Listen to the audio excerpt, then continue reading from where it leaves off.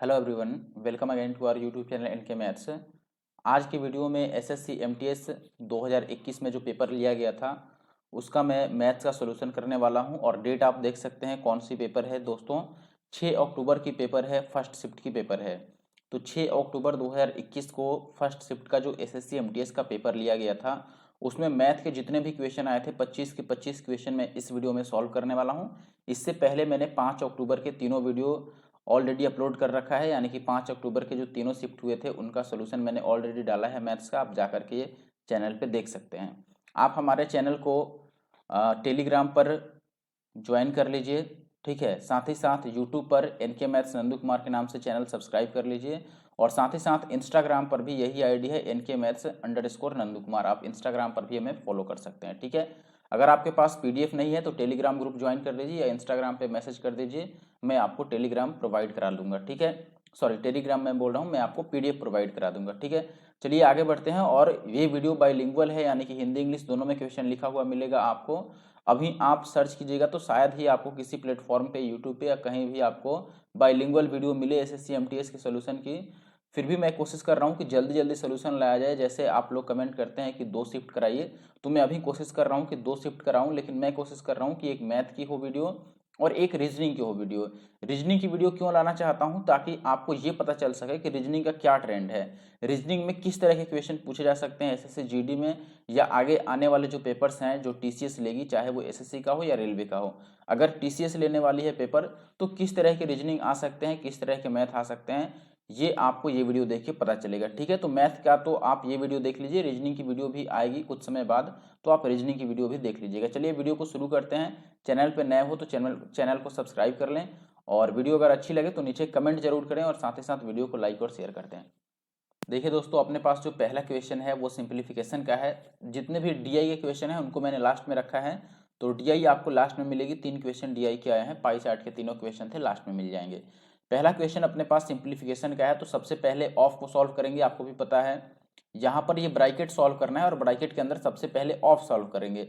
Of का मतलब multiply होता है, तो 7 से इसको मैं काट देता हूँ। 7 3 21, और ये 6 18 और 5 कितना हो जाएगा, 21। तो ये हो गया अपने पास 18 और 5 23 हो जाएगा। तो ये 2 माइनस का 23.25 आ गया, ठीक है।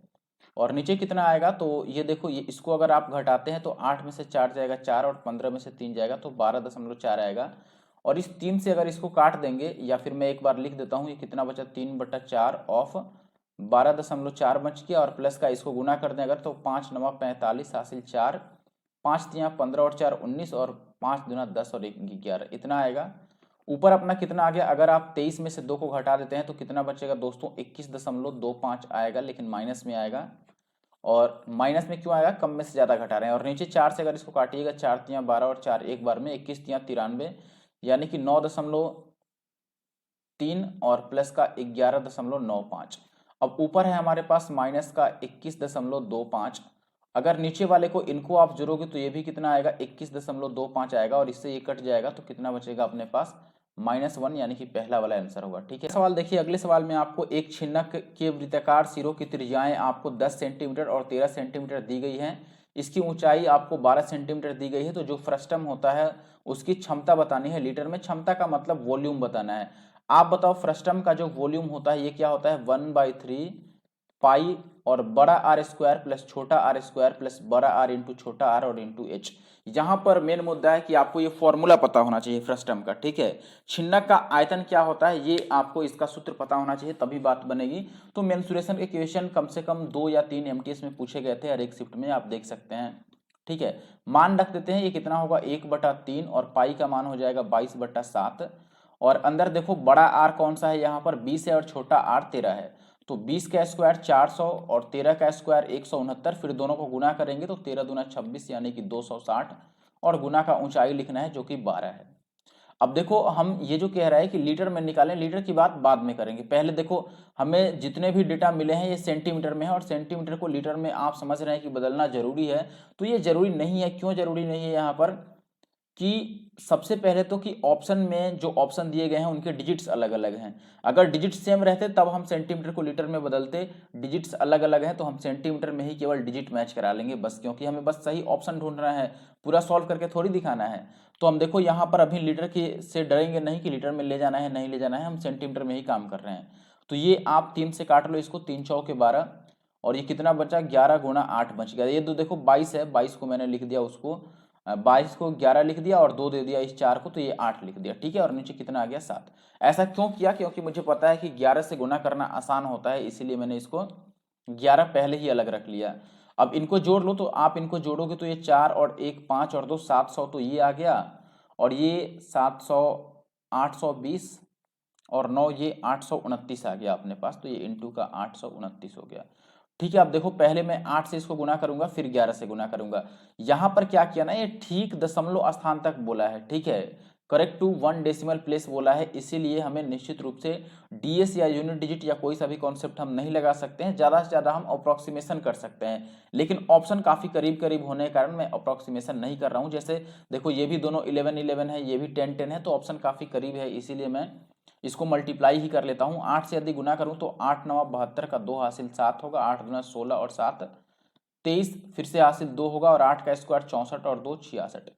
इसको 11 से अभी गुना करना है और 7 से डिवाइड करना है। यदि मैं 11 से इसको मल्टीप्लाई कर लूँ तो ये 2 आएगा, 3 2 5 आएगा, 6 3 9 आएगा, 6 6 12 का 2 और 6 और 1 7, इतना बटा 11 होगा। अब 11 से भाग करें तो 11 से आपको पता है कि ये 11 छक 66 जाएगा। एक मिनट, नीचे 7 था ना, मैंने 11 लिख दिया, इसीलिए ऑप्शन मैच नहीं हो रहा है, नीचे 7 था।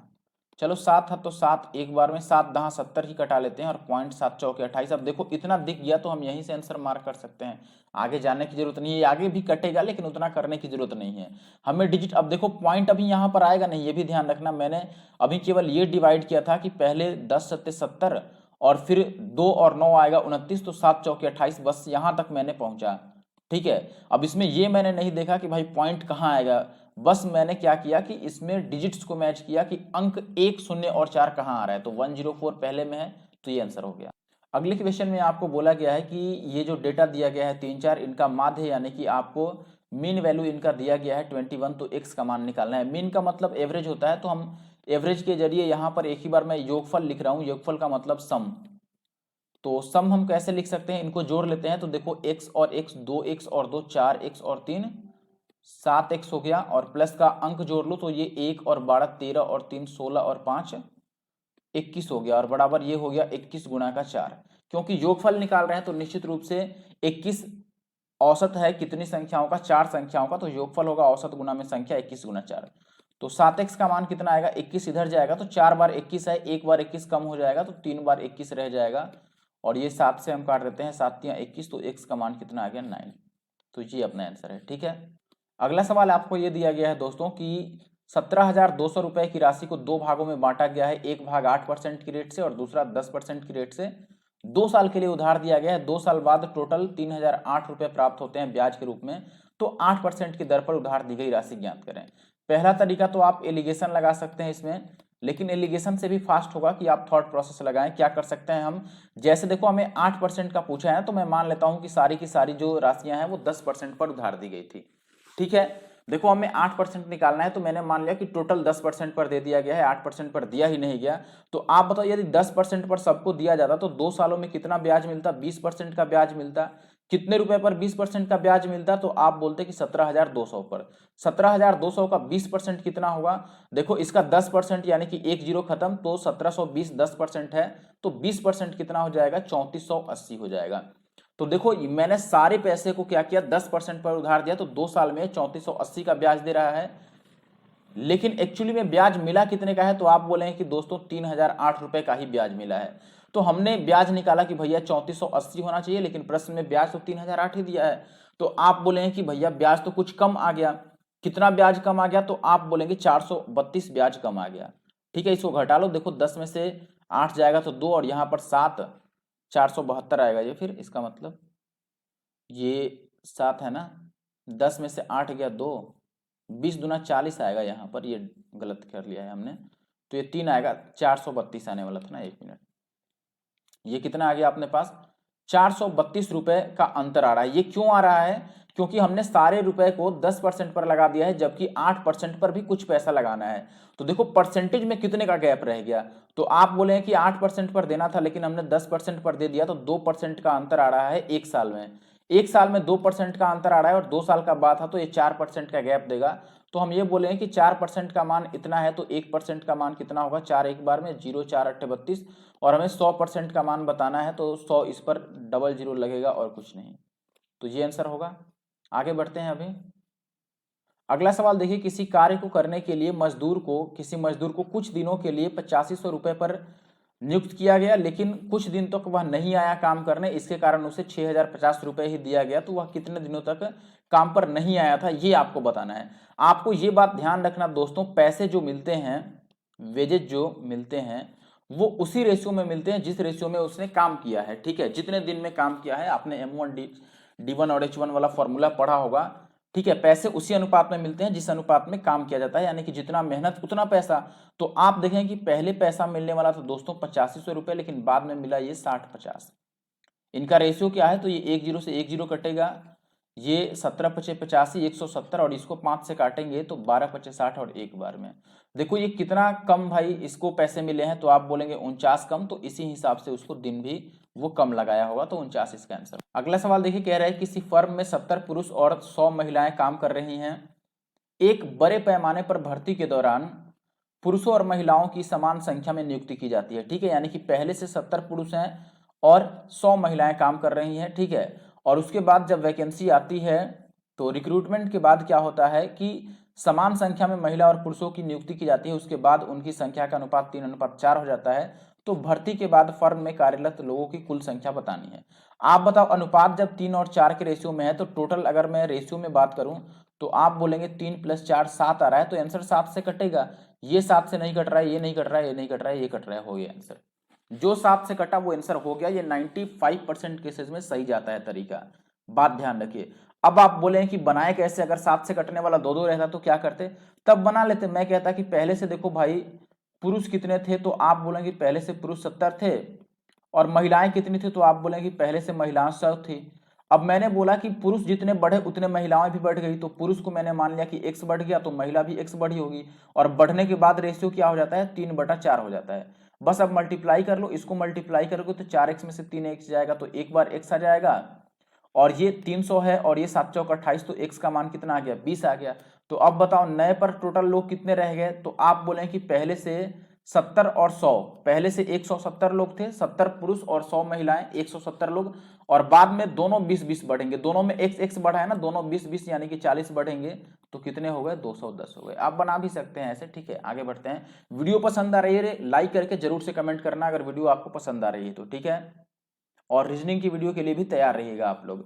वीडियो को शेयर किया कीजिए जरा अपने दोस्तों में, टेलीग्राम चैनल, फेसबुक, जहां पर भी आप जुड़े हैं लोगों के साथ, आप जरूर से शेयर कीजिए अगर आपके साथ के लोग तैयारी करते हैं तो। ठीक है, बस आपसे यही चाहते हैं कि आप कमेंट करें, लाइक करें और शेयर करें। ठीक है, चलिए मैं आगे बढ़ता हूँ और अगले सवाल पर आता हूँ। अगला सवाल है 8 क्रमागत संख्याओं का औसत 10.5 है, सबसे बड़ी संख्या बता दीजिए। देखो अगर क्रमागत संख्याएं हैं यानी कि कॉन्सेक्यूटिव नंबर्स हैं, तो लगातार होंगी। ये पहली संख्या, दूसरी, तीसरी, चौथी, पांचवी, छठी, सातवीं और आठवीं, 8 संख्याएं हो गई। 8 संख्याओं में देखो आपको पता है कि संख्याएं लगातार हैं, तो जो औसत होगा, एवरेज, ये बीच की संख्या होगी, मिडिल वैल्यू। ठीक है, बीच की संख्या होगी। आप बताओ मिडिल वैल्यू कौन सी है? तो 4 इधर छोड़ दो, 4 इधर छोड़ दो, ये मिडिल वैल्यू है, यानी कि ये एवरेज होगा। कितना होगा? 10.5। अगर ये एवरेज है तो इसका अगला नंबर 10.5 के अगला नंबर क्या होगा? 11 होगा।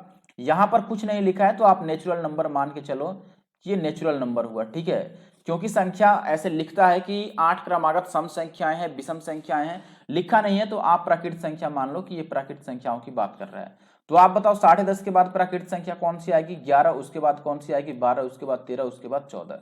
तो सबसे बड़ी संख्या कौन सी हो गई? 14। अगर सबसे छोटी पूछता तो मैं बोलता कि भाई 10.5 के पहले कौन सा आता है? 10 आता है। 9 नहीं, 10.5 के पहले पूर्ण संख्या कौन सी होती है? प्राकृत संख्या 10। उसके बाद कौन सा आता है? 9। उसके बाद 8। उसके बाद 7। तो सबसे छोटी संख्या 7 होती है और बड़ी संख्या 14। आशा करता हूं कि आप बात समझ पा रहे हैं। सवाल देखिए, यहां पर अगले सवाल में आपको बोला गया है दोस्तों कि एक समान चाल से चलने वाली रेलगाड़ी 275 किलोमीटर की दूरी 2.5 घंटे में चल लेती है, तो यह 440 किलोमीटर की दूरी कितने समय में तय करेगी? सीधी भाषा में हम इसको यूनाइट कर देते हैं। जैसे आप ये लगाते हैं यूनिट जीटी वाला, या फिर उसको क्या बोलते हैं हम, अभी याद नहीं आ रहा है। देखो मैं डायरेक्ट इसको रेशियो में ले आता हूँ। रेशियो में कैसे लाएंगे, आपको पता है दोस्तों कि चाल समान रहने वाली है। अगर चाल समान रहने वाली है तो आपको भी पता है कि दूरी का और समय का रेशियो भी सेम रहेगा। तो आप बोलेंगे दोस्तों कि दूरी का अनुपात क्या है, एक बार 275 था और दूसरी बार ये कितना होगा, 440 होगा। आप काट भी सकते हैं, 11 से कटता नजर आ रहा है, आप 11 से काटोगे तो ये 40 से कटेगा 11 बार में, और इस 11 से काटोगे तो 11 दूना 22 और 11 पचे 55, ये 5 पचे 25 और ये 8 पचे 40। अब पहली बार का टाइम हमें पता है कि जब 5 मान था तो टाइम कितना लगा है, 2 दूना 4 और 1 5/2, यानी कि 5 का आधा लग गया है। तो जब मान 8 रहेगा तो ये 8 का आधा लगाएगा, यानी कि 4 घंटे। आप इसे ऐसे भी समझ सकते हैं कि जब 275 किलोमीटर चला तो टाइम कितना लगाया, 5/2 लगाया, और जब 440 चल रहा है किलोमीटर तो टाइम कितना लगाएगा। तो आप इस 5 से इसको काट देते, ये 55 बार में कट जाता, ठीक है। और इस 2 को देखो यहां पर, अब एक बात समझना मैं क्या समझाने जा रहा हूं। ये आ गया अपने पास 55 का मान 1/2। अगर मैं इस 2 को इधर लाके गुना करूं तो 55 दूना 110 का मान ये 1 हो जाएगा, और 110 को हम 440 4 से मल्टीप्लाई करके बना सकते हैं, इधर भी 4 से गुना कर लेते तो ये 4 घंटे आ जाता, ठीक है। अगला सवाल आपको ये कह रहा है दोस्तों कि रमेश सुरेश से 30% अधिक निवेश करता है और सुरेश अरुण से 40% कम निवेश करता है, जिसने 8000 निवेश किया, तो सबके द्वारा निवेश की गई कुल राशि बताओ। अब एक बात समझिए, कह रहा है कि रमेश सुरेश से 30% अधिक है और सुरेश अरुण से 40% कम है। सबसे बाद में कौन आ रहा है, अरुण। तो अरुण से हम शुरुआत करते हैं कि अरुण अगर 100 होता तो सुरेश उससे 40% कम है, तो सुरेश कितना होता, 40 कम होता, यानी कि 60 हो जाता। और अगर हम बात करें रमेश की, तो रमेश सुरेश से 30% ज्यादा है। सुरेश यदि 60 है तो 60 का 30% कितना होगा, 18। इससे 18 ज्यादा होगा तो ये कितना हो गया, 78। अब हमसे कुल धनराशि पूछ रही है, यानी कि सबका योगफल पूछ रहा है, सबको जोड़ लो। तो आप बोलोगे कि सबको जोड़ेंगे तो ये कितना बन जाएगा, 160 और 7 से 13 238 बन जाएगा, ठीक है। तो 8 और 2 10 और 3 13, तो हमें पहले निकालना पड़ेगा। फिर या तो फिर आप 13 का मल्टीपल ढूंढ लो कि 13 से कौन सा कट रहा है, लेकिन वो ज्यादा टाइम गंवाएगा, तो हम निकाल लेते हैं, ठीक है। इसमें ये दिया गया है भाई यहाँ पर कि ये 8000 राशि निवेश किया है। किसने 8000 निवेश किया है, यहाँ पर कह रहा है कि सुरेश अरुण से 40% कम निवेश करता है, जिसने, ये जिसने किसके लिए आया है, अरुण के लिए, ठीक है। तो अरुण कितना निवेश किया है, 8000। हमारे हिसाब से अरुण तो 100 निवेश किया है, 100 का मान यदि 8000 दे दिया, यानी 1 का मान कितना हो गया, 80, और हमें 238 का मान बताना है। तो 238 का मान देखो, ये 0 तो आएगा ही लास्ट में, और 8 8 64 का 4, यानी कि लास्ट में 40 आएगा। किसमें है, इसमें है लास्ट में 40। अगला सवाल कह रहा है कि if the width of the path around a square field is 4.5 metre and the area of the path is 252 metre square, then the length of the side of the field. ठीक है, काफी आसान सवाल है। देखो मैं चित्र के द्वारा भी आपको थोड़ी सी बात बताने की कोशिश करता हूं। ये एक स्क्वायर हो गया और इसके चारों तरफ एक रास्ता बना है, वो भी स्क्वायर के फॉर्म में है, ठीक है। और रास्ते की लंबाई आपको दे रखी है कि रास्ते की जो चौड़ाई है एक्चुअली में विड्थ वो कितनी है, 4.5। तो ये 4.5 है तो इधर भी 4.5 होगा, ठीक है। और इस साइड भी आपका ये लेंथ भी 4.5 मीटर का है, और ये भी लेंथ कितना है, 4.5 है, ठीक है। तो हमसे ये कह रहा है कि आप वर्ग की भुजा बताओ। तो वर्ग तो अंदर वाली हो गई, मान लो ये वर्ग है अपना ए बी सी और डी, ये वर्ग है। तो मैंने मान लिया कि इसकी भुजा जो है यहां से और यहां तक, ये भुजा मैंने मान लिया कि देखो भाई ये भुजा तो x है। देखो अगर मैंने वर्ग के लिए साइड, वर्ग के लिए जो साइड है यानी कि भुजा, ये मैंने मान लिया कि x मीटर है, तो जो रोड लेने के बाद, रोड को लेने के बाद जो वर्ग बन रहा है, मान लो मैं इसको a डैश b डैश और c डैश और इसको d डैश नाम दे रहा हूं, तो जो अगला वर्ग बन रहा है a dash b dash c dash और d डैश की, इसकी साइड क्या होगी। तो आप बोलेंगे दोस्त x तो पहले से ही था, और जब इसकी साइड लेंगे तो देखो ऊपर भी 4.5 बढ़ेगा और नीचे भी 4.5 बढ़ेगा, दो साइड 4.5 बढ़ रहा है, यानी कि ओवरऑल 9 बढ़ जाएगा। तो मैं 9 बढ़ा दूं तो x + 9 मीटर हो जाएगी लेंथ किसकी, या भुजा हो जाएगी जो बड़ा वाला वर्ग है। और इसमें रास्ता कौन सा है, देखो रास्ता ये है जिसको मैं ब्लू से अभी कलर करूंगा, ये रास्ता है। अब बताओ रास्ते का क्षेत्रफल अगर निकालना है तो कैसे निकालेंगे। तो आप बोलेंगे कि बड़े वर्ग का क्षेत्रफल में से छोटा वाला वर्ग घटा लो तो रास्ते का क्षेत्रफल निकल जाएगा। तो मैं लिख रहा हूं यहां पर रास्ते का जो क्षेत्रफल होगा, दोस्तों राइटिंग पर मत जाना, मैं मैथ लिखने में थोड़ा फास्ट रहता हूं, तो राइटिंग काफ़ी गंदी बनाता हूँ मैथ में, और ये आदत भी लग चुकी है, तो इसीलिए राइटिंग बनाने की मैं कोशिश करूँ तो भी नहीं बन पाएगा समय से। बन तो जाएगा लेकिन टाइम ज़्यादा लग जाएगा। तो रास्ते का क्षेत्रफल हमें बड़े वर्ग के क्षेत्रफल में से छोटा वर्ग घटाना है। तो ये बड़ा वाला वर्ग की भुजा है, तो भुजा स्क्वायर वर्ग का क्षेत्रफल होता है ना, तो x + 9 का स्क्वायर।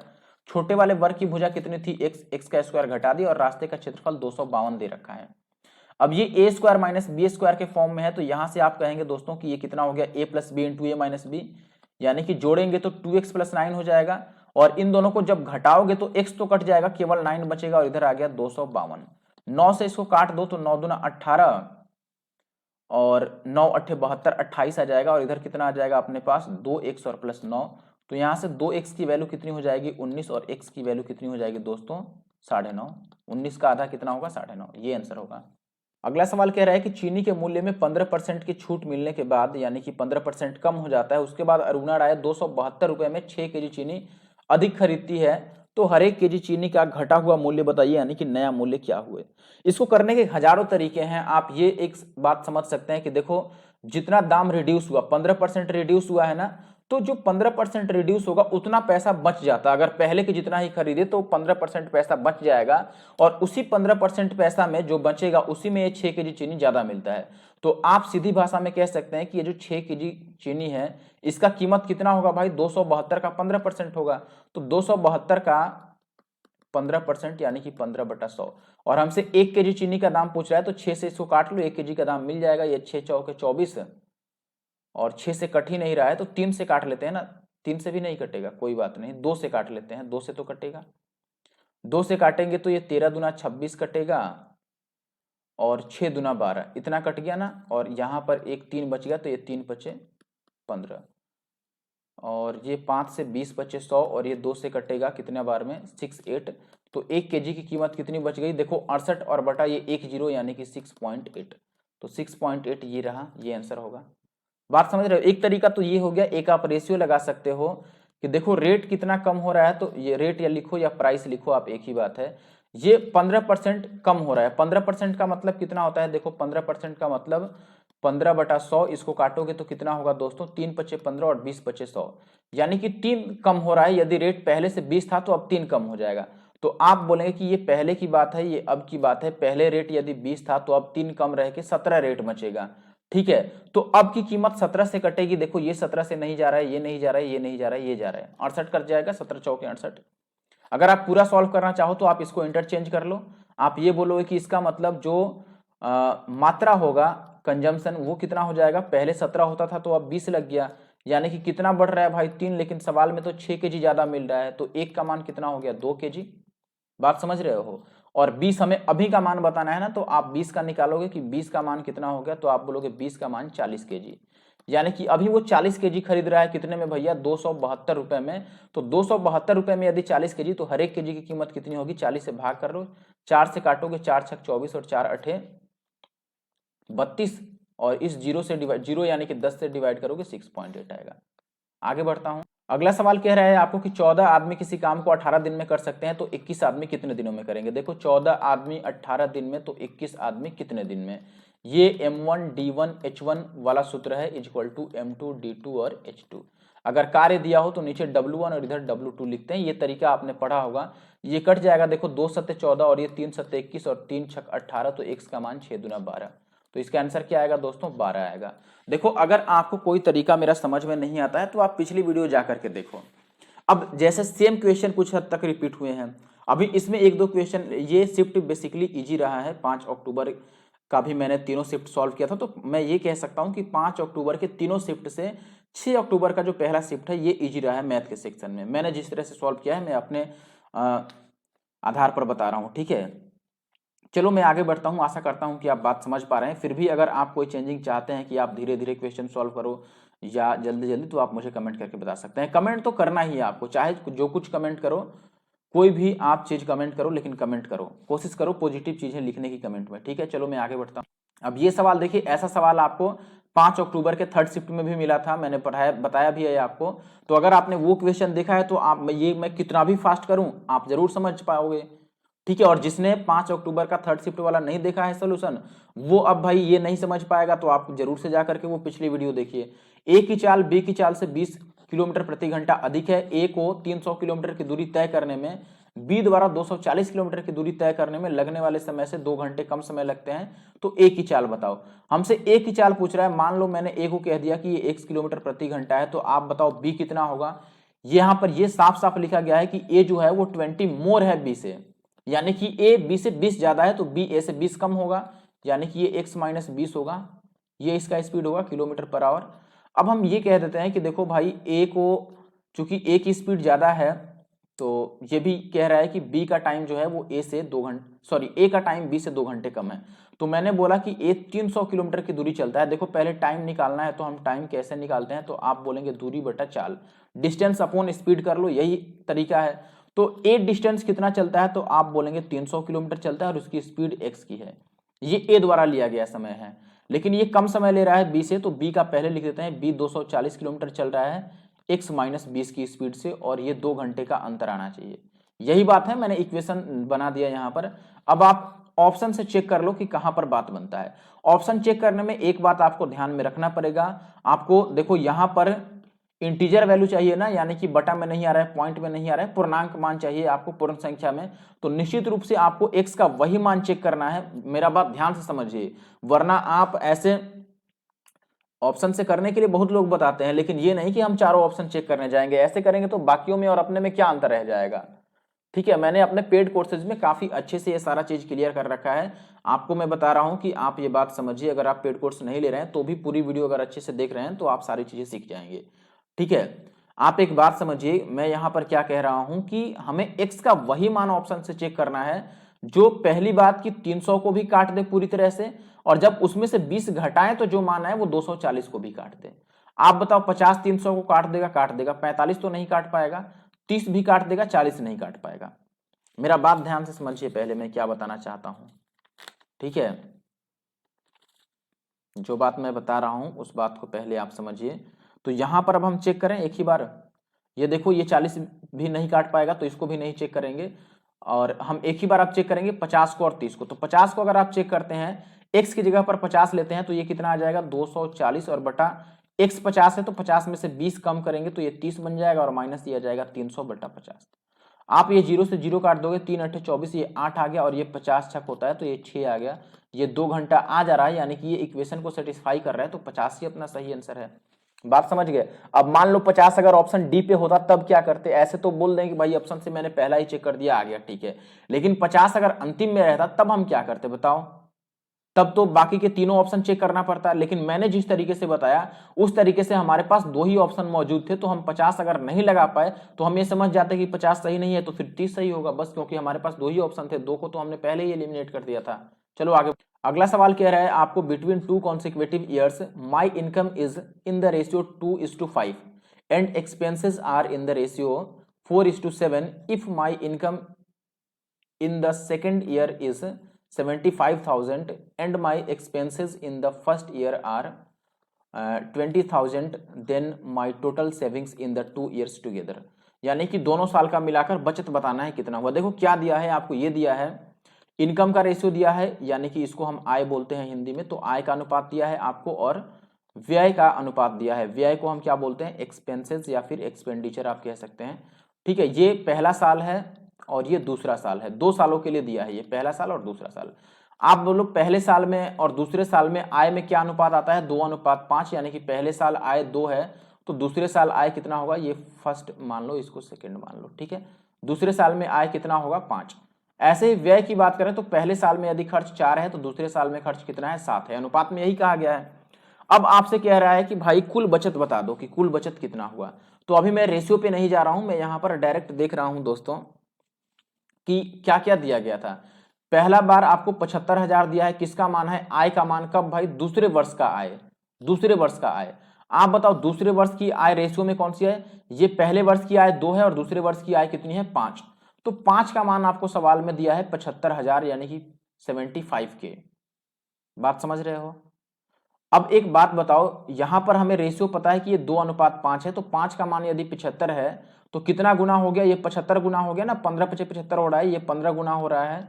तो हम इस 2 को भी 15 गुना करेंगे, और 2 को 15 गुना करोगे तो ये 30 की आ जाएगा, यानी कि पहले साल की कमाई कितनी है? इनकम 30 1000 है। ठीक है, अब दूसरे वर्ष में बात करते हैं। दूसरे साल में ये कह रहा है कि पहले वर्ष का, दूसरे कंडीशन में पहले वर्ष का आपको खर्च दिया है। ठीक है, अब खर्च का देखो, पहले वर्ष का खर्च 4 है तो दूसरे वर्ष का खर्च कितना दिया है 7, लेकिन सवाल के हिसाब से पहले वर्ष का खर्च 20,000 है, तो 4 का मान 20,000 दे दिया ना। 4 का मान यदि 20,000 है तो ये कितना गुना हो रहा है, 5 गुना हो रहा है, तो ये भी 5 गुना कर लो, तो 7 5 ये कितना हो जाएगा 35 के। बात समझे कि नहीं समझे? सारा मान हमने निकाल लिया है कि कितना कमाया कितना खर्च किया। अब बचत बताना है तो दोनों साल का बचत निकाल लो। पहले साल में बताओ कमाया कितना था, ये कमाई है पहले साल की 2, इसका मान कितना निकाला था हमने 30,000। 30,000 कमाया है और खर्च कितना किया है भाई 20,000, तो सेविंग पहले साल की कितनी हो गई, 30,000 कमा के 20,000 खर्च किया तो 10,000 सेविंग हुई पहले साल की। दूसरे साल में देखो कमाया 75,000 और खर्च कर दिया 35,000, तो कितना बचा लिया भैया 40,000 बचा लिया दूसरे साल में, तो 40 और 10 50 के 50,000 बचाया दोनों साल मिला के। ये है आंसर अपना। अगला सवाल देख लीजिए। अगले सवाल में आपको बोला गया दोस्तों कि ए किसी काम को 60 दिन में कर सकता है और वह 15 दिन तक काम किया, उसके बाद जो काम बच गया उसको बी ने काम किया कितने दिन में भाई, 30 दिन में खत्म किया बी ने। तो दोनों यदि साथ काम करते कितना दिन लगता? मैं बोल रहा हूं कि देखो ए यदि 60 दिन में पूरा काम खत्म कर रहा है तो ए एक दिन में यानी कि डेली कितना काम करता, तो आप बोलते 1/60 करता। 60 दिन में पूरा काम किया यानी कि हर एक दिन 1/60 काम किया, और 15 दिन किया है तो 15 दिन में ये कितना काम कर देगा, 15 चौके 60 यानी कि 1/4 काम कर देगा। यानी कि 4 में से एक काम किसने कर दिया भैया, ए ने काम कर दिया। तो काम कितना रिमेनिंग रह गया, शेष कितना बचा काम, तो आप बोलेंगे कि 4 में से एक काम तो हो गया, तो रह गया 3 काम 4 में से। बात समझ रहे हो? शेष कितना रह गया, 3/4 काम रह गया। और ये बी कितने दिन में कर रहा है, 30 दिन में कर रहा है, 30 डेज। 3/4 काम यदि 30 दिन में किया है तो 3 से इसको काट दो, 3 × 30, यानी कि टोटल काम यदि बी करता तो कितने दिन में करता भैया, 4 को 10 से गुना कर लो, 40 दिन में। बी 40 दिन में टोटल काम कर लेता। अब हम लिख लेते हैं कि ए टोटल 60 दिन में करता है और बी टोटल 40 दिन में करता है, तो एफिशिएंसी कितनी हो जाएगी, 60 × 120 और 40 × 120, यानी कि टोटल काम कितना करना है 120 यूनिट का। और किससे कराना है भाई, ए और बी दोनों से कराना है। तो ए एक दिन में 2 इकाई का काम करेगा, बी कितना करेगा 3 इकाई का, दोनों मिलके एक दिन में कितना काम करेंगे 5 यूनिट का काम करेंगे। तो 5 से डिवाइड कर दो, 24 बचे 120, यानी कि 24 डेज लगने वाले हैं। बात समझे, 24 दिन। ये यूट्यूब पर अपना चैनल है एनके मैथ संधू कुमार, और यही टेलीग्राम पर है, यही इंस्टाग्राम पर है, यही फेसबुक पर है। जहां मन वहां सर्च करो, लेकिन सब्सक्राइब और ज्वाइन जरूर करो। अगर आप इंस्टाग्राम पर हो तो फॉलो कर लो, वहां पर डायरेक्ट आप मैसेज करके बात कर सकते हो। आगे बढ़ते हैं और पहले नहीं अगले क्वेश्चन पर आते हैं।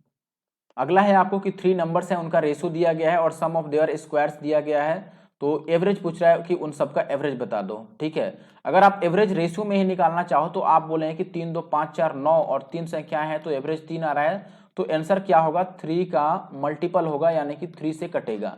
देखो 3 से ये भी कट जा रहा है, ये भी कट जा रहा है, तो 2 2 ऑप्शन मिल गए, फिर तो बना लो। तो आपको पता है कि वर्गों का योगफल दिया है तो आपको संख्या मानना पड़ेगा कि पहला 2x, अगला 3x और तीसरा क्या है 4x है। इनके वर्गों का योगफल अगर लिखें तो 2x का स्क्वायर कितना हो जाएगा, तो आप अच्छा एक और काम कर सकते हैं, चलो छोड़ो नहीं करेंगे अभी।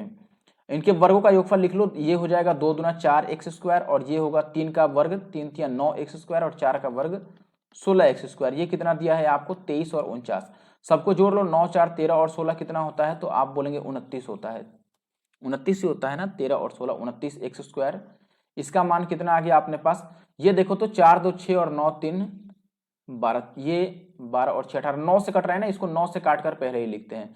9 से काटोगे तो इसको क्या लिख सकते हैं हम, क्योंकि ओबियस सी बात है 29 का टेबल तो याद होगा नहीं, तो हम 9 से काट देते हैं इसको। 9 दूना 18 और 9 छक 54 और 9 एक बार में, इतना गुना 9 ये लिखा गया है। तो देखो ये 29 से मुझे लग रहा है कि 9 बार में कट जाएगा। 9 9 81 हासिल 8 और 9 9 2 9 18 और 8 26, ये कट गया। तो x का मान यहाँ से कितना आ गया 9, क्योंकि 2 बार 9 है और इधर स्क्वायर है, तो x का मान 9 आ गया। अब बस इनका एवरेज पूछ रहा था, तो एवरेज आपको पता ही था 3x आएगा, ये जोड़ा था हमने, तो ये 9x बटा 3 3 3 9, यानी कि 3x हमें बताना है, तो 3 और x की जगह पर 9 रख देंगे तो कितना आ जाएगा 27। तो ये अपना आंसर होगा। बात समझना, हमें एवरेज निकालना था दोस्तों, तो हमने अलग अलग संख्या नहीं निकाला। हमने बोला कि पहली संख्या 2x थी, दूसरी संख्या 3x और तीसरी संख्या 4x, तो इनका औसत निकालेंगे। तो औसत का मतलब तीनों को जोड़कर 3 से भाग देना है।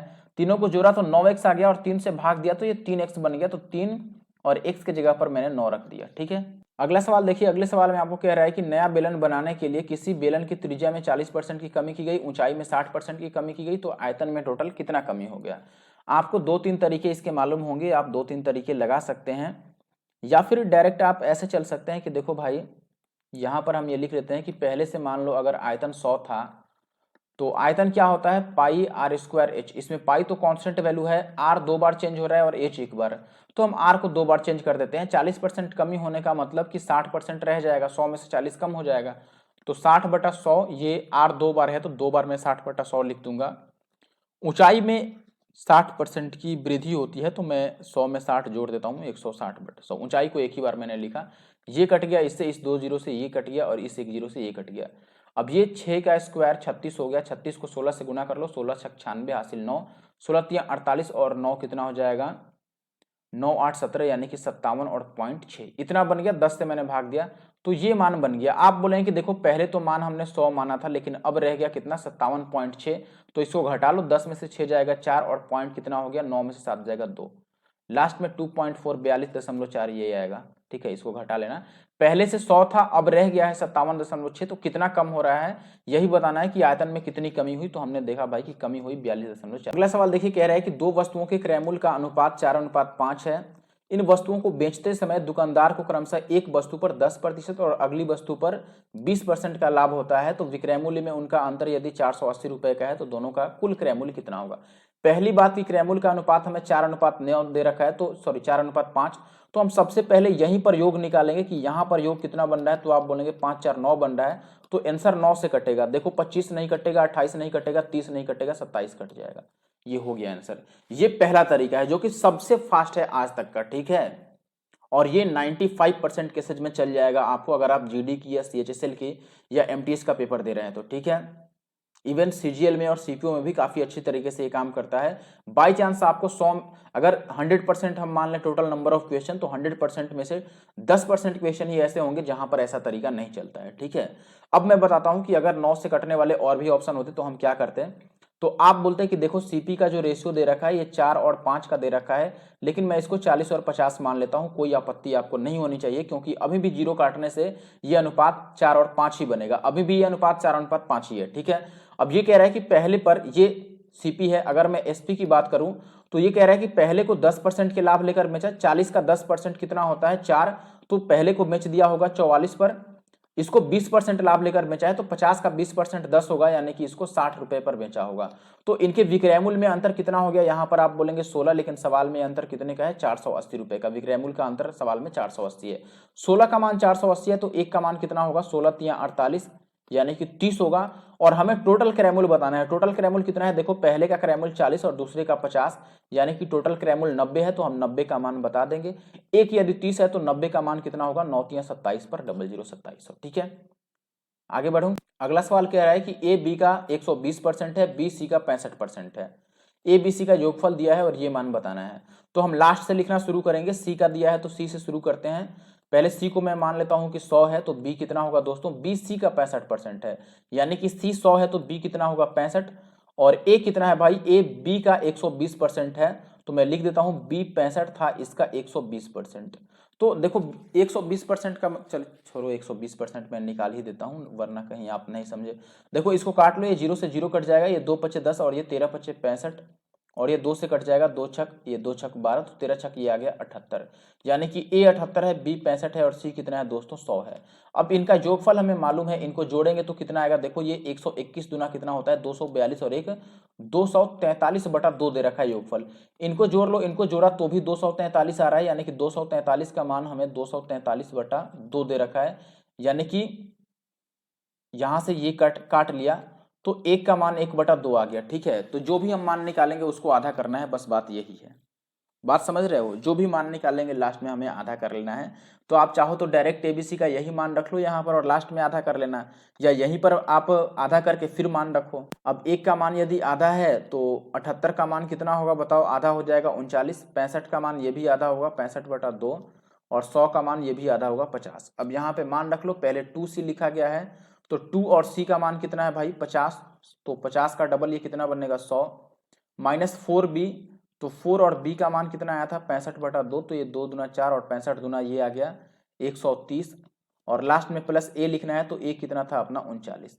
ठीक है, तो चेक कर लो ये कितना आएगा, 100 और 39 जोड़ लो तो 139 माइनस का 130 यानी कि 9 आएगा। ठीक है, तो ये आंसर है। आगे बढ़ते हैं। सवाल कह रहा है आपको कि एक दुकानदार 25 वस्तुएं इस प्रकार बेचता है कि उसे 5 वस्तुओं के विक्रय मूल्य के बराबर लाभ हो जाता है, तो उसका लाभ प्रतिशत बता दो। देखो जब भी ऐसा सवाल है तो आप रुपए में ही मान लो, ये बेचता है लिखा गया है तो मान लो कि एसपी यानी कि विक्रय मूल्य कितना है, 25 रुपए। ठीक है, 25 रुपए बेचा कोई वस्तु, तो उसको लाभ कितने का मिल गया, प्रॉफिट, तो आप बोलेंगे दोस्तों लाभ 5 रुपए का मिल गया। आप बताओ 25 रुपए में सामान बेचा तो 5 रुपए फायदा होगा, इसका मतलब खरीदा कितने का था, 20 रुपये का खरीदा था। बात सही नहीं, 25 रुपया में मैंने कोई कलम बेचा तो मुझे 5 रुपये फायदा मिल गया, यानी कि मैंने कलम 20 का ही खरीदा था, तभी तो 25 में बेचूंगा तो 5 का फायदा होगा। इसे प्रतिशत में निकाल लो, लाभ प्रतिशत, ये 5 को प्रतिशत में चेंज करो तो ये 5 रुपये का फायदा कितने रुपए पर हुआ है, 20 रुपये पर, तो 5/20 गुना में 100, 20 बचे 100 और 5 बचे 25%। ठीक है, तो 25% का प्रॉफिट हुआ। अगला सवाल देखो, कह रहा है दोस्तों कि यदि चक्रवृद्धि ब्याज की दर पर कोई निश्चित राशि 4 वर्ष में 3 गुनी होती है तो समान दर पर वह राशि कितने वर्ष में 9 गुनी होगी। 4 वर्ष में 3 गुनी होती है, यानी कि 4 वर्ष में वो कितनी होगी दोस्तों, 3 गुनी होगी। अगला 4 वर्ष अगर मैं और दे दूं तो अगले 4 वर्ष में ये वापिस से 3 गुनी हो जाएगी, यानी कि ये कितनी हो जाएगी, 9 गुनी। और हमसे यही पूछ रहा था 9 गुनी कितने समय में होगा, तो टाइम यहाँ पर टोटल कितना लग गया बताओ, 4 और 4 8 वर्ष लग गया ना, 8 वर्ष आंसर होगा। इससे फास्ट नहीं होने वाला है दोस्तों, इससे फास्ट तरीका आपको कहीं नहीं मिलेगा। बात समझ रहे हो, तो जरूर से मुझे कमेंट करके बताना कि आपको कैसा लगा वीडियो, और लाइक जरूर करना। ठीक है, शेयर भी करना अपने दोस्तों के साथ, और चैनल पर नए हो तो एनके मैथ्स नंदू कुमार को सब्सक्राइब कर लेना। एक बार और समझो, मैं एक बार और समझाता हूं आपको। मैं आपको बता रहा था कि सवाल में लिखा है कि 4 वर्ष में ये 3 गुना हो रहा है। ठीक है, तो मान लो मूलधन को आप पी कह रहे हो, तो आप बोलोगे दोस्तों कि ये 3P हो गया 4 साल में। तो अगर मैं और 4 साल लगा दूं तो ये वापिस से 3 गुना होगा, तो आप बोलो कि पहले से ये 3P तो था ही, फिर से 3 गुना होगा तो ये 9P बन जाएगा, और हमें 9P ही बनाना था। तो 9P बनने तक कितना टाइम लग गया, 4 वर्ष पहले लगा था, 4 वर्ष और लग गया, यानी कि 8 वर्ष लग गया। बात समझ रहे हो, यही खेल है इसका। आगे बढ़े। अगला सवाल देखिए, कह रहा है कि एक आयताकार मैदान का परिमाप आपको दिया है और 2 आसन भुजाओं का अंतर दिया है आपको कि 95 है, तो उस वर्गाकार मैदान की भुजा ज्ञात करें जिसका क्षेत्रफल इसके क्षेत्रफल के बराबर है।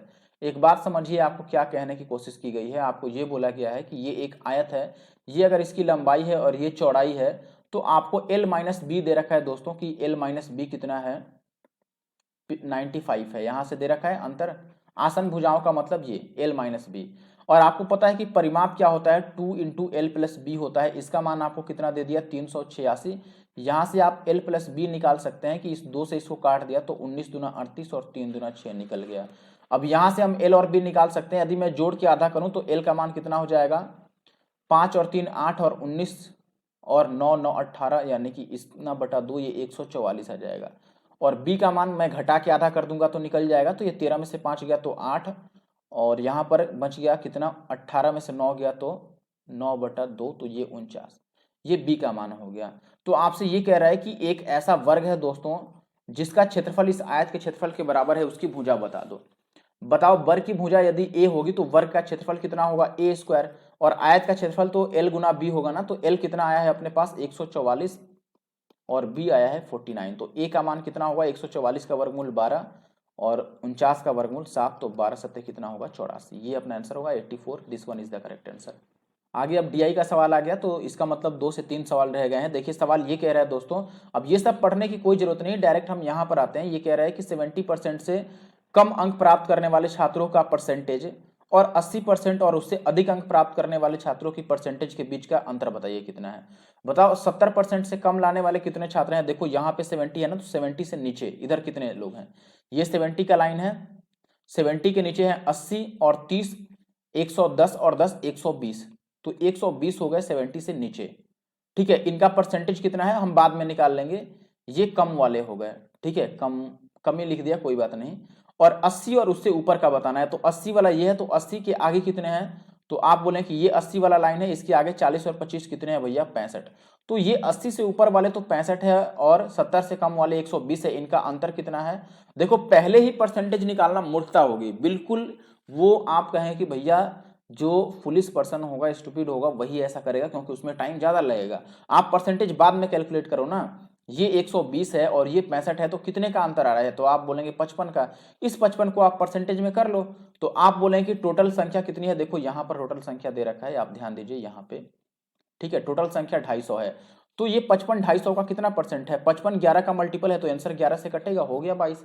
और बताओ, अब आप निकालना चाहते हो, शौकीन हो तो निकालो। 55 किसका प्रतिशत निकालना है? 250 का, तो नीचे हम रख लेंगे 250 और गुना में 100। अब बताओ, अगर इस जीरो को आप काट ही लो, कोई बात नहीं, ये 11 पचे 55 और ये 50 से कट जाएगा और ये 50 दूना 100, तो 11 दूना कितना हो जाएगा? 22%। ठीक है, आगे बढ़ता हूँ। अब अगला सवाल लगभग उसी तरीके का है। ये कह रहा है कि 60% से कम अंक प्राप्त करने वाले छात्रों की संख्या और 70% से अधिक अंक प्राप्त करने वाले छात्रों की संख्या से लगभग कितने परसेंट कम है। देखो 60 से कम लाने वाले छात्र कितने हैं? 60 कहाँ है? यहाँ पर है। 60 की लाइन ये है, इससे कम लाने वाले 30 और 10 40 हैं, तो 60 से कम लाने वाले 40 हो गए। अब ये कह रहा है कि 70 या उससे ज्यादा, 70 ये है ना, तो 70 की लाइन ये वाली है, तो 70 या इससे ज्यादा लाने वाले कितने लोग हो गए? तो आप बोले कि 65 और 40 105 और 25 कितने हो गए? 130 हो गए। तो ये इससे कितना कम है यही बताना है, तो हम डायरेक्ट ऐसे ही निकाल लेते हैं। कितना कम है भैया? ये 13 है तो ये 4 हो गया, यानी कितना कम है? 9 कम है, तो हम बोल दिए 9 कम है। कितने पर भाई? 13 पर 9 कम है, तो नीचे 13 रख दिया और गुना का 100। तो ये एक्चुअली में 900 बटा 13 है, तो 13 से डिवाइड करोगे तो 13 छक 78, 6 से शुरू होगा ऑप्शन। एक और कोई ऑप्शन था शायद 68 था, आप देख लेना कितना था, उससे मतलब नहीं है, लेकिन वो पॉइंट में नहीं था। कोई बात नहीं, हम 13 से भाग कर दिए, 13 छक 78, तो बच गया 12 और 0, तो 13 नवा 117। तो 6 और 9 से शुरू हो रहा है ना, ये अपना आंसर होगा। ठीक है, आगे आप डिवाइड करके देख लेना, 2 3 ही आना चाहिए। आगे बढ़ते हैं। ये आ गया आज का अंतिम सवाल अपने पास। ये कह रहा है कि 60% से कम अंक प्राप्त करने वाले छात्रों की संख्या और 80% से अधिक अंक प्राप्त करने वाले छात्रों की संख्या से रेशियो बताइए। 60 से कम का तो हमने अभी निकाला था, 60 से कम ये लोग हो गए 30 और 10 40 हो गए, और 80 से अधिक का कह रहा है, ये 80 है ना, 80 से अधिक वाले कौन है भैया? ये दोनों हैं, ये 80 की लाइन है। 80 से अधिक वाले 65 हैं, इनका रेशियो बता दो। 8 पच्चे 40 और ये 13 पच्चे 65, तो 8 और 13 का होगा 8 13, ये आंसर होगा अपना। ठीक है, तो यहीं पर वीडियो को खत्म करता हूँ। वीडियो कैसा लगा मुझे कमेंट करके जरूर बताना, कमेंट करना बिल्कुल मत भूलना, और वीडियो जो भी देखना दोस्त पूरी देखना, लाइक करना, कमेंट करना। Thank you for watching the video. Share कर देना अगर आपके कोई दोस्त हो तैयारी करने वाले तो।